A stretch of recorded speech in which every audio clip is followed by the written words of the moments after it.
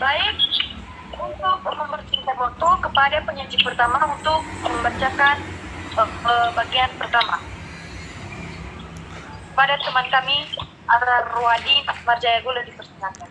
Nah baik, di sini kami dari kelompok Pro, kelompok 4 akan menyajikan materi kami, yaitu tentang strategi pembangunan ekonomi Indonesia. Nah baik, kita masuk di slide yang kedua, di mana yang kami bahas yaitu tentang perlunya strategi pembangunan ekonomi. Nah, dalam meningkatkan sebuah pertumbuhan seperti pembangunan ekonomi, maka perlu juga meningkatkan laju pertumbuhan modal dengan cara meningkatkan pendapatan, tabungan, dan investasi. Untuk negara Indonesia, peningkatan laju pembentukan modal ini menghadapi berbagai kendala. Salah satunya adalah kemiskinan masyarakat itu sendiri. Hal ini diakibatkan karena tingkat tabungan yang rendah. Tingkat tabungan rendah karena tingkat pendapatan juga rendah. Akibatnya laju investasi juga rendah dan berpengaruh pada rendahnya modal dan produktivitas. Demikian penyajian dari saya. Kami kembalikan kepada moderator. Baik, kita lanjutkan kepada penyaji kedua untuk membacakan bagian materi dari teman kami Arwadi. Ada dua cara untuk memotong lingkaran setan tersebut.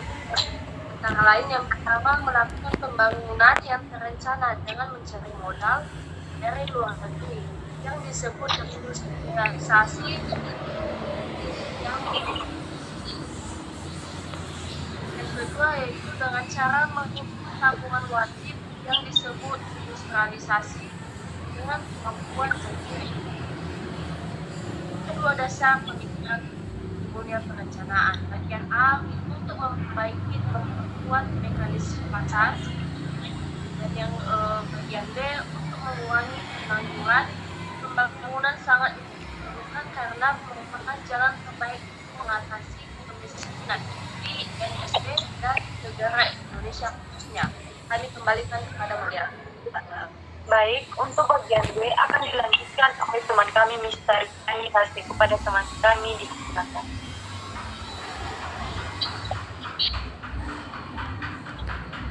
Ekonomi. Proses perencanaan ekonomi melalui beberapa tahap, dan masing-masing tahap tersebut sudah ditentukan dahulu apa yang ingin dicapai pada setiap tahap tersebut.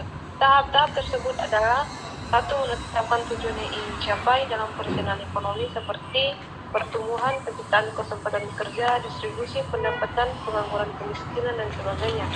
2. Mengukur ketersediaan sumber daya yang melekat selama periode perencanaan tersebut, misalnya tabungan dan pendapatan.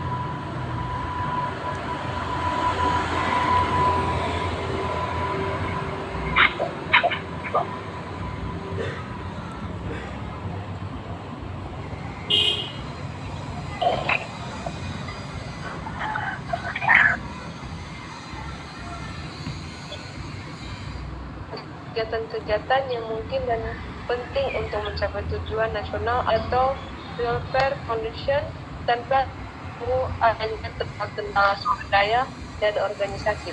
Demikian penjelasan saya. Baik, selanjutnya untuk bagian C akan dilanjutkan oleh teman kami Winner Purnamasari Lahagu pada teman kami di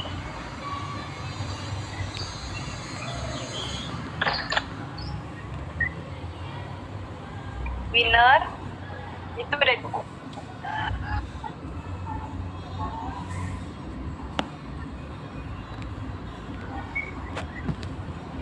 Teman kami Winner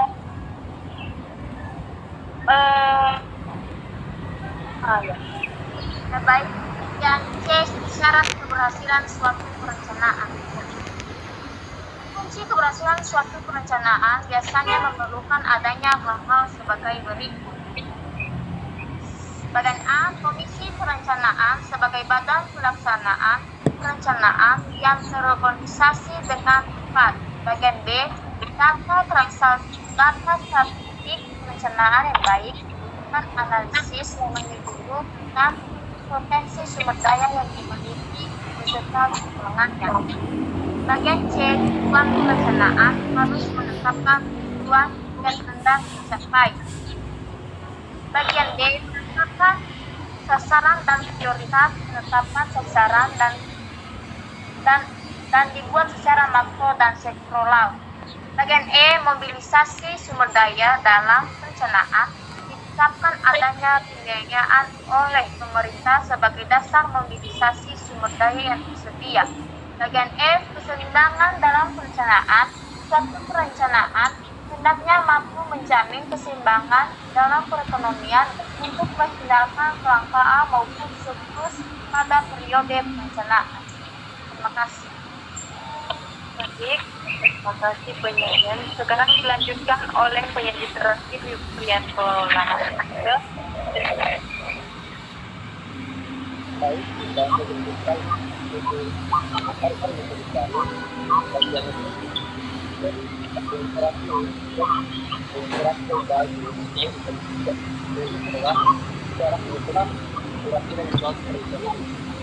bagian kebijakan pembangunan cepat, pemerintah terus menetapkan kebijakan pembangunan cepat demi berhasil rencana pembangunan dan dengan pembangunan dalam proses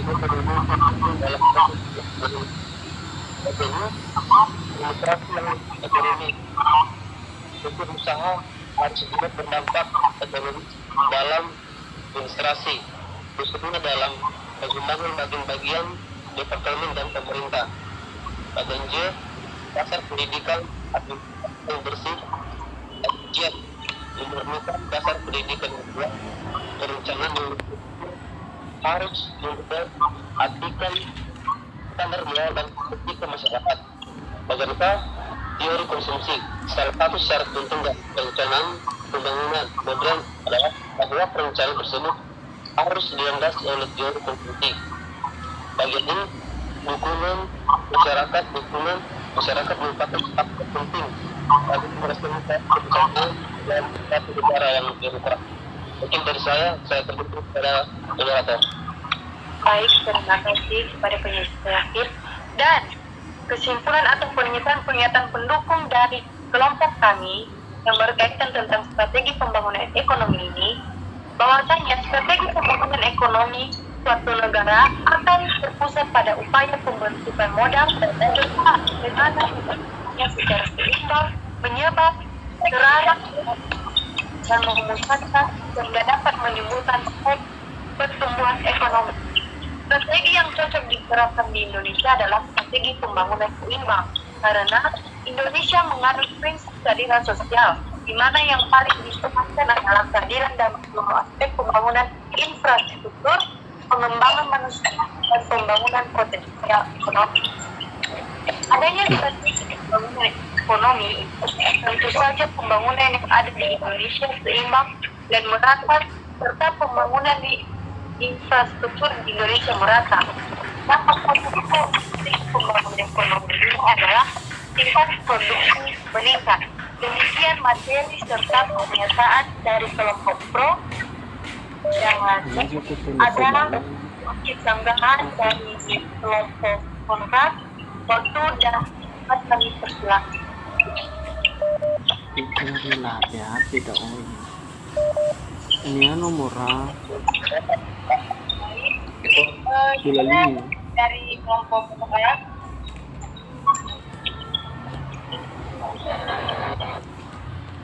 Baik, saya akan sedikit membantah dari pernyataan dari kelompok pro. Nah, di mana di salah satu pernyataan kalian memberikan pernyataan bahwa adanya strategi pembangunan ekonomi ini tentunya saja pembangunan yang ada di Indonesia pasti akan seimbang dan pembangunan infrastruktur di Indonesia merata. Nah, jadi menurut ini